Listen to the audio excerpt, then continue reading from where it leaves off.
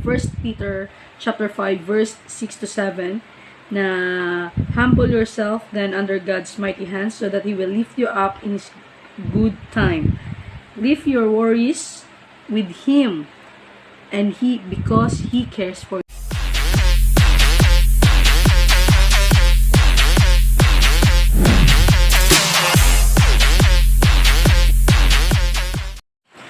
Parang ganun, lahat ng negative nawala, na yung negative ko na mga ginagawa, pinalitan ni Lord ng positive. Kaya, napapasalamat ako sa Panginoon na hindi na yung sakit ko is blessing in disguise. And alam ko na mahirap talaga tanggapin sa pamilya ko na may sakit ako at medyo mahirap rin sa akin kasi minsan inaaway nila ako kasi wala akong ginagawa sa sakit ko. Pero alam ko, merong calling yung Panginoon. Bakit narito ako sa sakit na to? Baka gusto niya maging ano nga yun?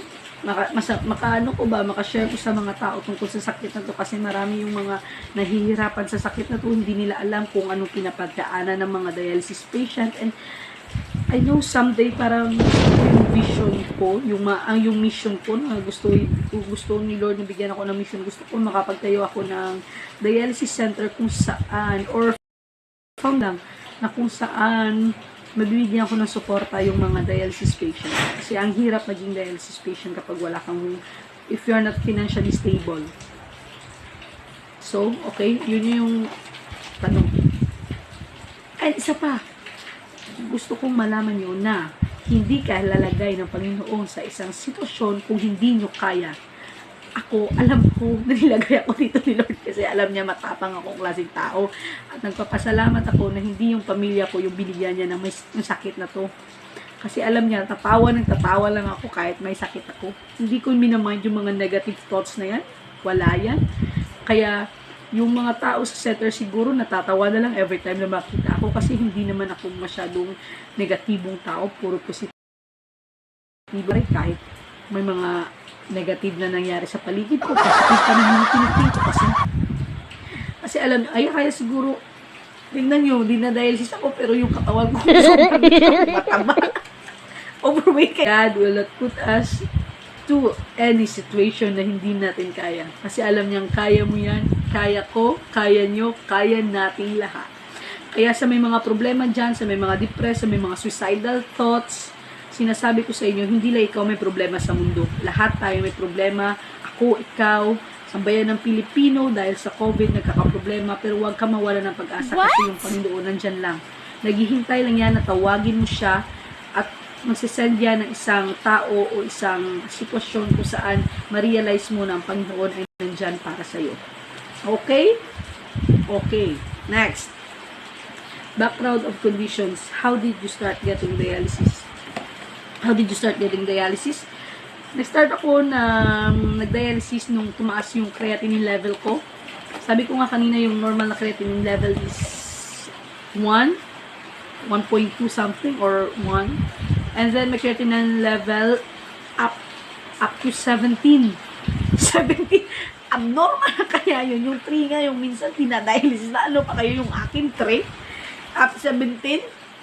Pero alam niyo, nagpapasalamat ako sa Panginoon. Kasi kahit 17 yung creatinine ko, hindi ako napunta sa sitwasyon na parang nabubuang. Parang nababaliw ba? Kasi yung iba, yung mga creatinine level na ganan, nang parang sila nababaliw, naiisip na hindi na, parang hindi na sa kanilang sarili. Yung akin lang, yung sitwasyon ko before na dialysis ako is, wala na akong, yung taste buds ko, wala na panlasa. Yung gana ko ng kain, wala na. Yung kinakain ko, puro na lang matatamis kasi wala na akong malasahan. Yung katawan ko, parang nanghihina na, parang maliit lang na galaw, parang hinihika na ako. Yun kaya napasasalamat rin ako kasi at hindi ko pala nakukwento sa inyo. Kaya may ikukwento ako sa inyo 2018 yung nagkaroon kami ng physical annual exam sa aming company. Back then, na nagtatrabaho ako, nagkaroon ako ng problema sa aking urine test. Nagkaroon ng protein yung aking urine sample. And then, the doctor told me na take ng examination na ultrasound ba yun para makita yung problema sa kidney ko. Then, chinek yung ultrasound ko. Meron nakita mga stones na crystals, yung maliliit na crystals. Kaya, binalik ko sa doctor. Then, the doctor na gave me medication. Ininom ko yung mga gamot na yun. And after a year, pagbalik ko, meron pa rin. Kaya, hindi na wala-wala. Pero, pinabayaan ko. Yun yung problema kasi yung dapat ikaw mismo, huwag kang matakot na malaman kung anong sakit mo. Yun yung problema ko kasi natakot ako nung una na malaman kung anong sakit meron ako.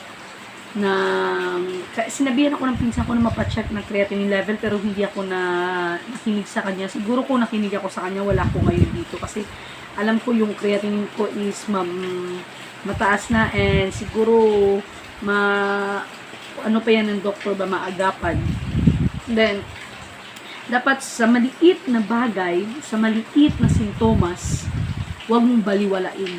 Yun yung gusto kong sabihin sa iyo. Maliit man o malaking sintomas na alam mo magdi-develop sa ganyang sakit, huwag mong baliwalain. Lagyan mo ng atensyon habang hindi pa siya nadi-develop. Right? Kaya yun yung payo ko sa inyo. Huwag kayong basta-basta na magdodoktor-doktor sa sarili ko kasi ginawa ko rin magdoktor-doktor sa sarili ko. Kaya tingnan nyo. Kasi alam mong hindi ka doktor ka. Yun. Kaya, yun, sabi ko sa inyo, maliit na sintomas, huwag nang palakihin. Check up, meet the doctor, go to the doctor, ask the doctor talaga, and pray. Pray na huwag mag-develop ang ganyang sakit. Okay? Next. Last 3 questions.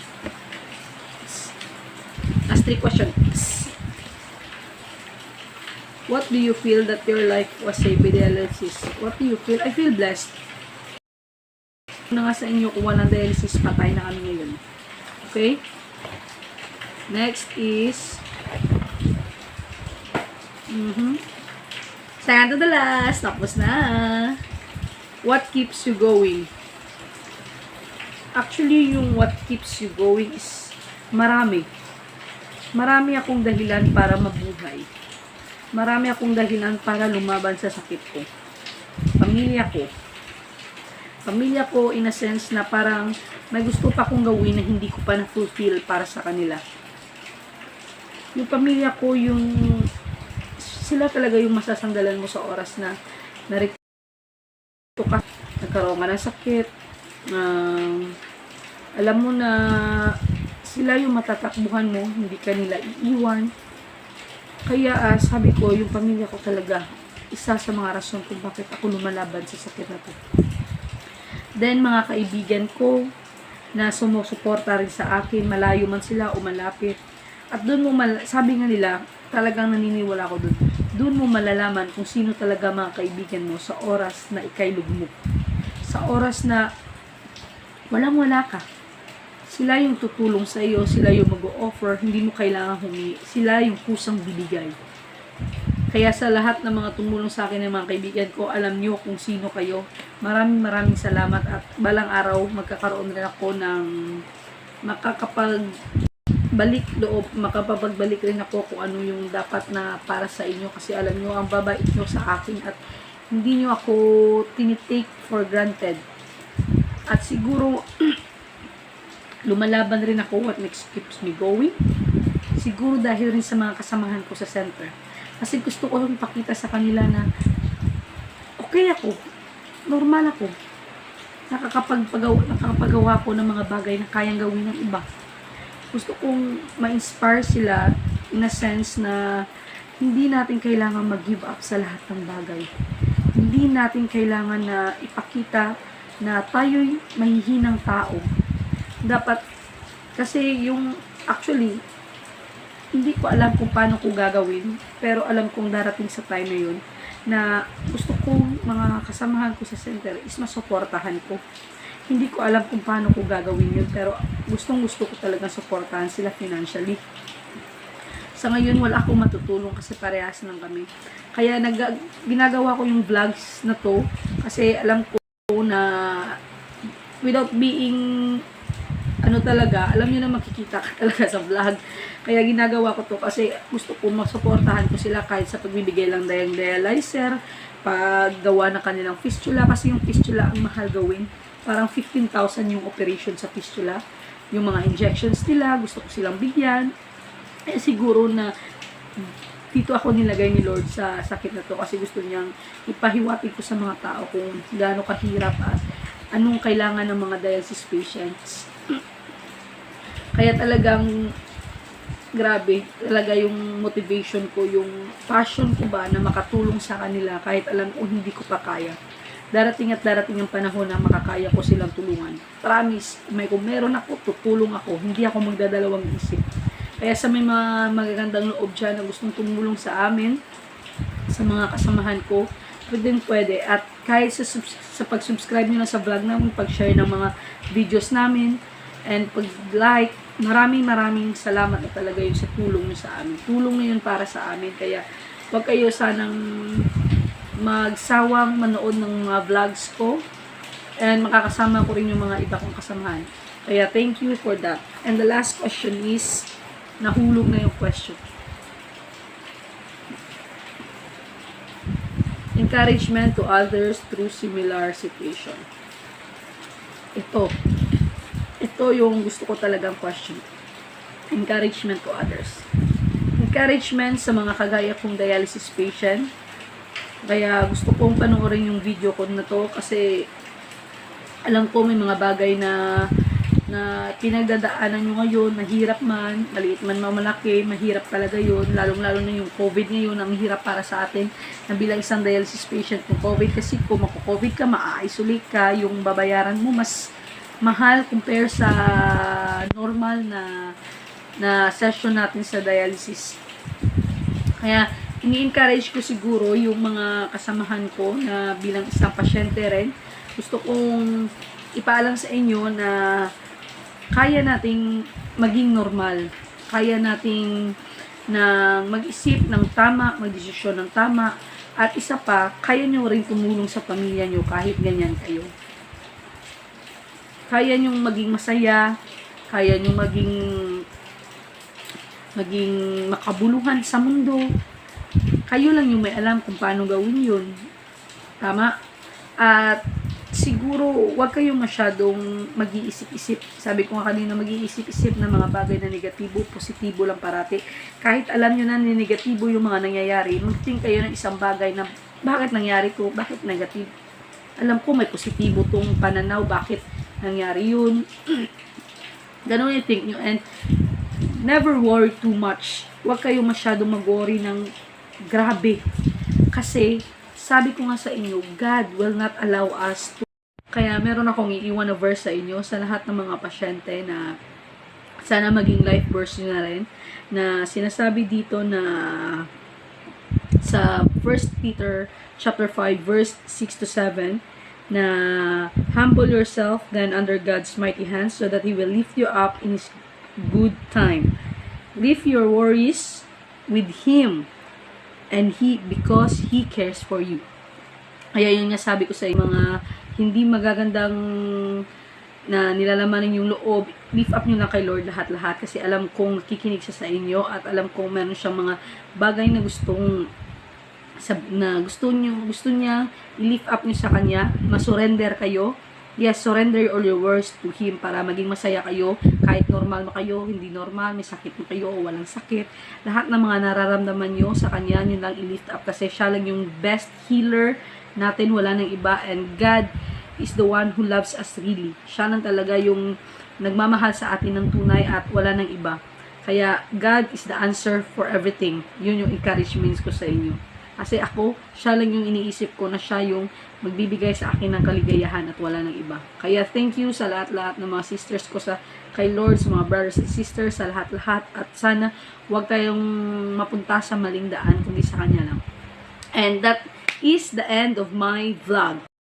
Sana supportahan yung vlog namin at sana gusto kong hindi naman sa gusto ko talaga, pero gusto ko sana talaga na panoorin yung video ko, and sa mga kasamahan ko gusto kong sana tulungan nyo akong i-share yung vlog ko para malaman nila na meron isang kagaya po na dialysis patient na patuloy na nakikipaglaban sa sakit na to, at patuloy na nangangarap na gagaling at nangangarap na makatulong sa kanila. Kaya thank you sa lahat ng mga dialysis patient at sa lahat ng mga nagbabantay sa mga dialysis patient. Ng salamat at hindi nyo pinabayaan yung mga pasyente nyo. Salamat at nandyan pa rin para kayo sa kanila, at salamat na rin sa Panginoon na nag-guide sa atin araw-araw. Thank you sa mga kaibigan ko na nag-send sa akin ng questions, napakagandang mga questions, at sana ma-encourage ko yung mga kasamahan ko sa center, pati na rin yung mga ibang tao na magkakaroon ng sakit o may sakit na. So thank you, and please watch, subscribe, and like videos. So God bless everyone, and thank you. See you on my next vlog. At hindi ko alam kung anong next na vlog ko, pero sa palagay ko i-challenge ko rin yung mga kasamahan ko para mag-answer ng mga katanungan na to, kasi ang ganda at doon mo makikita yung sarili mo, yung mga experiences mo pala, na marami palang mga experience. Bye, thank you, and see you soon. Thank you guys.